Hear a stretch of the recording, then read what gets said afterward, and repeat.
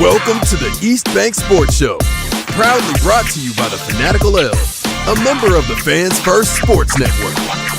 Broadcasting live from the vibrant East Bank of the Flats in Cleveland, Ohio. Join us as we delve into the heart of Cleveland sports. It's your hosts, Noah and Matt. Welcome in to the East Bank Sports Show. Buddy, old pal over here, Matt. Matt, how you doing, man? Not bad. I'm not bad at all. How are you? Not bad in the slightest. I'm really excited to talk Cleveland Browns and Cleveland sports because we have some good topics to talk about. NFL preseason is officially over. We are T-minus a week plus some days until the NFL season. But before we get into all of that, I do want to just give a couple shout-outs real quick. Shout out the Fans First Sports Network and Fanatical Elves for letting us do what we do here on the channel at the East Bank Sports Show, as well as streaming live on Facebook, X, etc., etc. I also want to shout out real quick, if you are watching via our YouTube channel, please go over there and hit the subscribe. YouTube tells us that 99% of you are not subscribed to the YouTube channel. Help us grow the brand, help us grow the East Bank Sports Show and the East Bank Sports Show at the office by hitting that subscribe button for us today.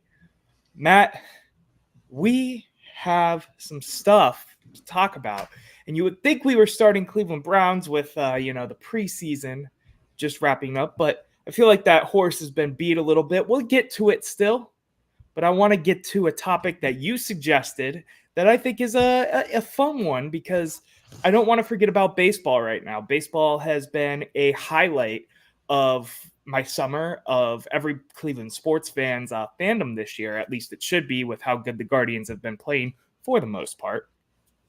Did lose the game today to the Royals after a Bobby Witt home run. Current game is going on right now. Jose just hit a double. We're up 2-0. Go Guards. But Matt, I'm sick of rambling. I want to hear you talk. Main topic of the day. How has Travis Bazzana looked thus far? I want you to start us off, man. Go for it. I mean, I'll start it off, and I'll be honest. He hasn't looked amazing. I don't want to say he's looked bad. I don't want to get people thinking that either, so I'll throw that out too. Through his very limited time with Lake County so far, he's batting .238, on base of .385. It's not bad. It's not great, obviously, but, he's young. He's 21 years old. His birthday's in 2 days, actually. Happy early birthday. Happy birthday, Travis, man. Everyone's new favorite Australian in Northeast Ohio. I don't know how many Australians have found stardom in Northeast Ohio. He's got to be one of the first. Shout out to Delhi, man. You got to remember Delhi. I agree with you. He's had a pretty average start to his career from everything I've seen. He started out kind of hot. I believe he had a home run in his first game. However, as of late, this was about 7-8 days ago now, he was named the captain of the week for the Lake County Captains, where he's playing right up the road from downtown Cleveland, Ohio, over near Menor area. Travis Bazzana had a .545 average, 4 doubles week. I don't see where the team this was against. I apologize for that. But he was named the player of the week for the Captains. So, he's getting there. He's learning the ropes of the MLB and the minor league system, of course. I still think there's a really good chance we see him turn around to the active roster sooner rather than later just because of the talent that's there and how high I was of him coming out of the MLB draft. Matt, what else are you thinking about Travis down there? Well, over there, I guess. It's up from you, but whatever. Lake County, Travis, talk to me a little bit more. You kind of just started to get into it a little bit there. It definitely looks like if you look at his stats kind of week by week, and again, we are very limited here in what we can look at, but he's been getting better. He started off very flat except for that early home run, but he's been progressively improving, getting more comfortable with the game. He's facing MLB level pitching now versus college level pitching. It's going to be harder. But I think the key is, like you said, he's improving. He's been getting better week by week. He's coming off of one of his best weeks. He had a game-winning home run last night. I mean, I'm excited. I think he's finally starting to get comfortable and not finally, he's still very young into the league, but he's finding his groove, getting comfortable, and I think we're about to see what he can do in the rest of the season. Yeah, they're wrapping up soon. They do have a playoff series because they won the first half of the season. For those who don't know, in single A, they split it up because people tend to get called up from single A. So you have your first half division champion and your second half, and that's kind of how they go about doing the playoff structure. So they will be playing a playoff game because of that. Um, so we have some baseball into September for the Lake County Captains. This week is actually their last homestand in terms of home games. They have to come away next week, I believe, the first week of September, or maybe two, and then they go into that playoff series. So make sure you go check out Lake County. There are some great people over there. Want a poster from them? I've checked out a few games this season actually over there in Lake County, and I really wanted to go for Travis, but my week is way too booked. It is fantasy football season. I have some league drafts I need to get to, as well as some Guardians games I want to get to because this is my last month of doing the ballpark pass because my girlfriend's going back to school. But enough about me. Matt, I want to hear your takes real quick on what's going on with the Cleveland Guardians right now. I know this is kind of off the hip, but how are you feeling with everything? The division race has gotten tighter. I just kind of want to hear your quick rundown of where you're at as a fan right now. I think the best way to describe it as where I'm at with a fan is every time I think about the Guardians, I have a panic attack and want to go throw up in the bathroom, is about how I feel. Yeah. Elaborate, please. I mean, it's, I'm sorry you put me in the place that everybody loves to see me in, but it's the typical Cleveland story that we're watching the very early beginnings of. And I don't want to speak it into existence, but hot start to the year. We look amazing. The wheels fall off and we blow a massive division lead. Tell me that's not a Cleveland sports storyline that just, oh yeah, that's Cleveland. Makes sense. Yeah, I get it. And I know you're the pessimist to my optimist or whatever, but I'm feeling a lot better, all things considered. We won a series this weekend. Yes, we lost one game to the Royals after a home run. What are you going to do about that one? We're up right now in the second game of the series. Yes, they need to win this series, especially because the Royals are right on their heel. But I still feel good about this roster, man. For every slump that they go in, they figure out a way to get themselves out of it for at least like a couple days or a week. No, they're not as hot as they were when they started the season, but I'm still feeling pretty decent, all things considered. But this series, I think, is going to be a really big telltale sign to push me away from maybe some of my optimistic tendencies that I have. You know what I mean? Because I thought we were a lock for the division. Not a lock, but you know what I mean, for a pretty fair amount of time now. But here we are, kind of still we're getting into September and we don't know who's going to win the Central yet, and it makes me nervous. I agree with you on that front. Matt, anything else baseball you want to jump in there before we cut to commercial, come back, talk some Cleveland Brownies, man? I mean, really, the only thing that I'd want to add to that is I like the fact that we're kind of slumping right now, because that means hopefully we can fix it. And, come late September, early October, hopefully we'll be hot again and good to roll. I saw one thing real quick before we cut to commercial, that they were doing like a home run derby at batting practice the day before they scored 13 or whatever on the Rangers. So I think we should just home run derby every batting practice, because if that's the result, I'm all the way here for it. I was watching that game. That was no, that wasn't yesterday, was it? It was a couple days ago. Was the Rangers 13? Yeah. But I was watching the tail end of it. Yes, it was Saturday. I remember now. Anyway, I digress. Matt, we're going to cut to commercial break. When we come back, we got some Browns topics to get into, and we'll be right back with the East Bank Sports Show.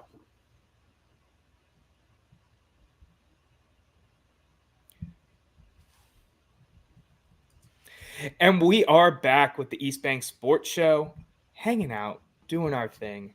Hope everybody's enjoying. Please, again, if you have not followed us, subscribe to us on YouTube, please do. 99% of people who watch our videos on YouTube are not subscribed. Really help us grow the channel, grow the brand of the East Bank Sports Show. Shout out everybody at the Fanatical Elves. Make sure you check our bio for all the merchandise we have for the Fanatical Elves and the East Bank Sports Show. One last shout out. Wednesday, 9:30 p.m. per usual, East Bank Sports Show at the office, talking, would the Browns be in a better spot right now if they kept Baker Mayfield? I'm going to leave that one on the floor because I know Matt probably has some opinions, but that's the title topic for the next episode with Eric and John over at the office.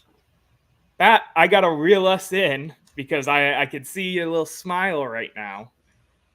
What are your biggest takeaways from the Browns preseason? I have a few that have really jumped off the page to me. Some of these are going to be repeats of things I've said throughout the couple weeks we've been in the preseason. But, Matt, I really want to hear your thoughts first. What is one of your biggest takeaways when it comes to the Browns preseason? And I can't wait to hear your doom and gloom thoughts. So first off, I think you'll be surprised at my thoughts. Second off, to answer the question you didn't ask me, but I'm answering anyways. Yes, absolutely. Anyway, moving on. One of my biggest takeaways from preseason, I really think, and I know I've said this a few years, especially coming off that final game of the preseason, Cedric Tillman might be a breakout candidate this year, and he might take wide receiver 3 from Elijah Moore. And I wouldn't be mad about it if he does. I've always thought he's a good NFL prospect. He just needed a little time in the right development. In that last preseason game, it looked like he got it. I wouldn't be mad to see him step up into a wide receiver 3 role.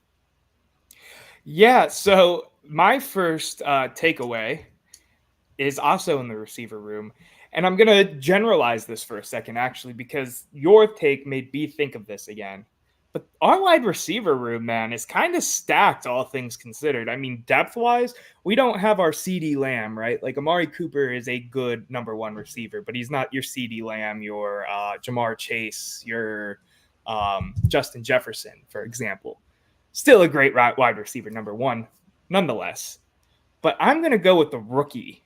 Jamari Thrash is a real deal player for the NFL. I don't know if he's going to have his year this year in terms of being a real deal player. He had like 76 yards, a touchdown. He did fumble in the last preseason game, but he looked really good out there as well. Same thing with Tillman, of course. I think he deserves, well, I 100% think he should be on this roster at this point. David Bell, I would rather cut over Thrash. I'd rather take the rookie than David Bell, who's kind of been David Bell for the last 3 years for us. But yeah, this wide receiver room, man, is deep. I'm loving it. And Jamari Thrash is going to get my preseason player of the year award. You know, last year we had Watkins or whatever as our fan favorite. I think Thrash is my favorite through and through. There's some others I liked. Isaiah Thomas, the D end I talked about last episode. He got cut today, unfortunately, which has kind of been the name of the game with his career. He's been our practice squad D end for a pretty long time at this point, I think 2 or 3 years. So he's coming up on that veterans salary for a practice squad player. Matt, another takeaway. Let's hear it. My number 2 takeaway is I truly think we should keep DTR and try to trade Huntley or try to cut him and get him onto our practice squad.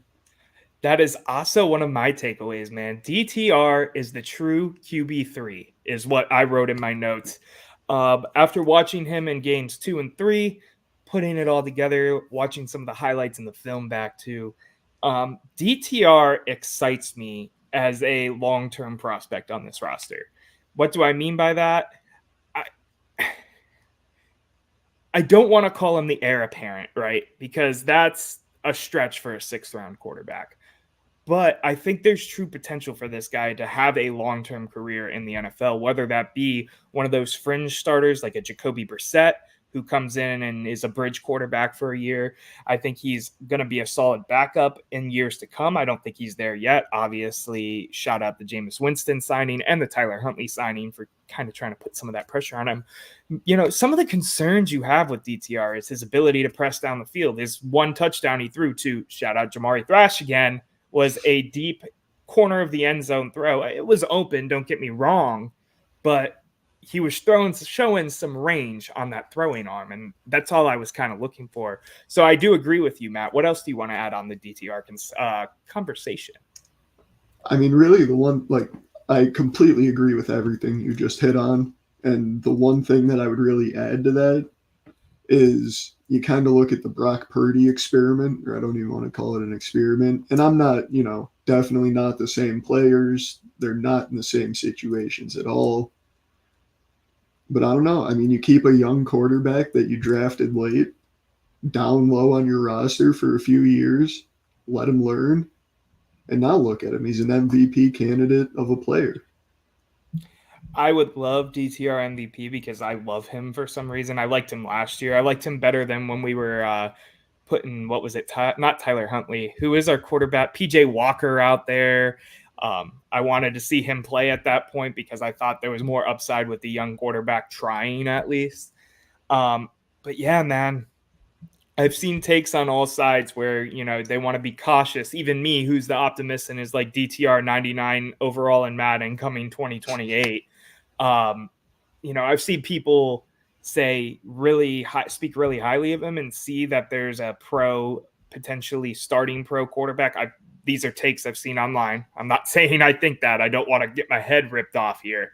And then I've seen people say, he's a fringe guy and what he kind of is now. I've seen the ranges all over. And I think, continuing to move down the path after what we've seen in this preseason with DTR and seeing what we can get out of him. I mean, Deshaun Watson, no matter how we want to slice it, is going to be our starting quarterback for this year and next year, bare minimum. After that, though, if he doesn't perform, the conversation's wide open, and maybe DTR finds his way in there. Maybe DTR is off the roster. Who knows? It's always a gamble with these late-round draft picks. Matt, you got any other outtakes for the preseason? I have one more because I have been giving this guy some shit for a while, and it's Siaki Ika, D tackle we drafted last year in the 3rd round. My exact note is Siaki Ika is getting cut. My man, I've seen online, I've seen interviews, I've heard this guy talk before. I've heard he seems like a great guy. But when you are playing in the 4th quarter of a preseason game as a 3rd round pick, a year into your NFL career, and you are getting pushed back consistently 3 to 5 yards as a 300-pound defensive tackle, you're wasting room on the roster for me already. I'm sorry. I know we don't like to bail on draft picks this early, but this is the one where I'm just kind of over it. Matt, what do you think about Siaki Ika? I mean, I honestly was never a big fan of the pick in the first place. Not trying to knock it. I just thought we could have gone a different direction there. So from there, I was kind of, I don't want to say I was a hater of the man, but, I wouldn't have been upset if he wasn't a superstar in Cleveland. And I kind of agree with you, but I don't want to pile on the hate train for him. I agree that he's not going to be on our Cleveland football roster for much longer, but I'll just let it settle where it's at. You got it. I will say I'm a little nervous that they're going to stick with him another year like they did with Anthony Schwartz, because Anthony Schwartz was also a 3rd round draft pick, and I get not wanting to bail on your guys early, but I really think you could cut Siaki Ika at this point, and he's going to make it to your practice squad. Like, if you're really dedicated to still trying to see what you have there, I don't think you have to worry about another team scooping him up. And even if they do scoop him up, it's not the end of the world, in my opinion, especially on that contract. But I digress. So we have one final question. Some of the roster transitions that came out today. One of the main ones being Nick Chubb is going to be on the PUP list for the first 4 games of the season. When do you think we will see Nick Chubb in the 2024 NFL season is the question I pose to you, Matt, and I want to hear your thoughts.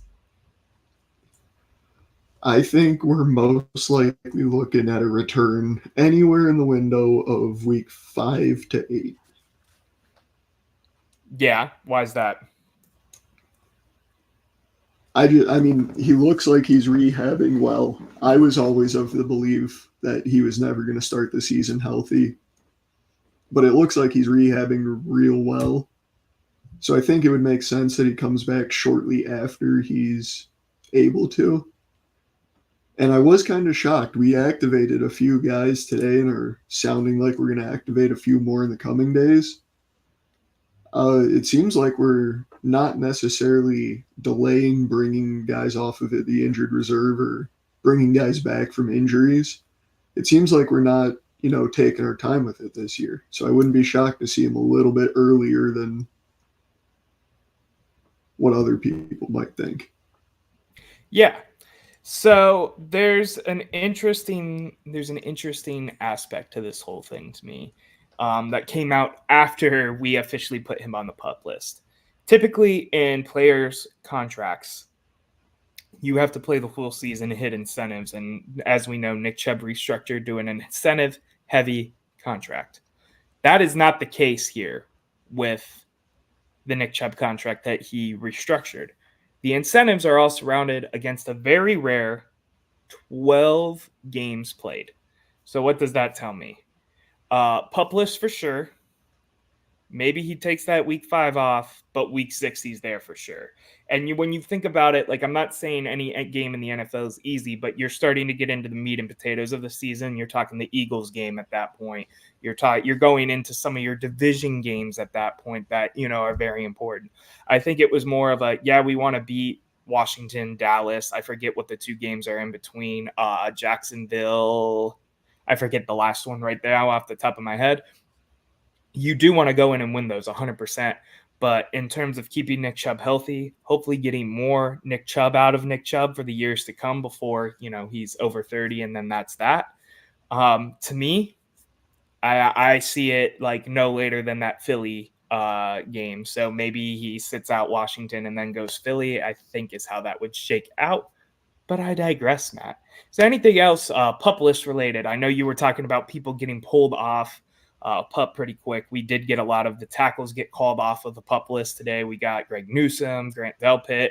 So it's looking good for this game 1 against Dallas, and I'm getting excited. I can already smell the 8 a.m. Miller lights in the air with the grills going off of the beautiful Lake Erie breeze. It is football season, and I'm so ready to be back. Matt, let's go to final thoughts and takes. Final thoughts and takes. What's your final thought and or take for the day?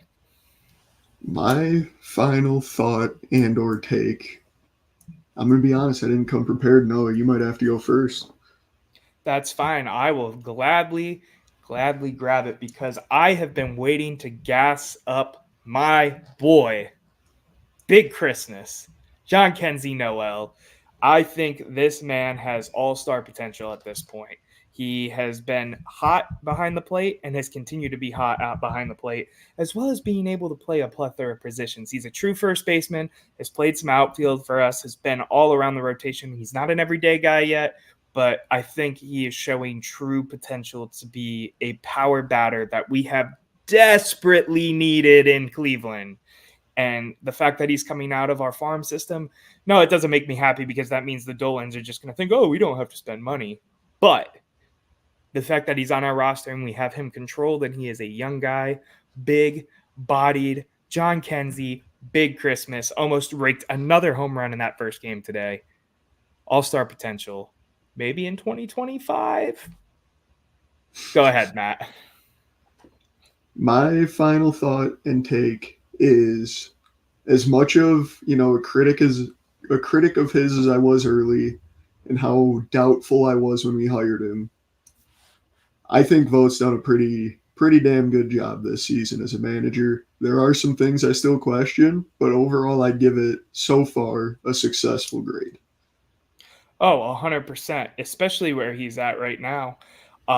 Even regardless of if the season falls flat, I think Vogt has shown his worth to be a MLB manager and still keep his name in the manager of the year discussion and all of that kind of stuff, despite the ebbs and flows that we have seen with the Cleveland Guardians. Matt, it's been a pleasure talking to you, my man. I love our Monday, a little wrap-up show of all the Cleveland news. Sometimes it goes 40 minutes because there's a lot going on. Sometimes we're here and we're, in the middle of the MLB season, wrapping it up, but there's not a huge amount to touch on. You know, the Guardians need to win this series. I don't think we need to hop on the mic and talk about that for 15 minutes because we all know it. But I digressed. Everybody, I hope you have a great rest of your week. Join us on Wednesday at 9:30 at the Office edition of the East Bank Sports Show. And until next time, Cleveland, have a great rest of your week.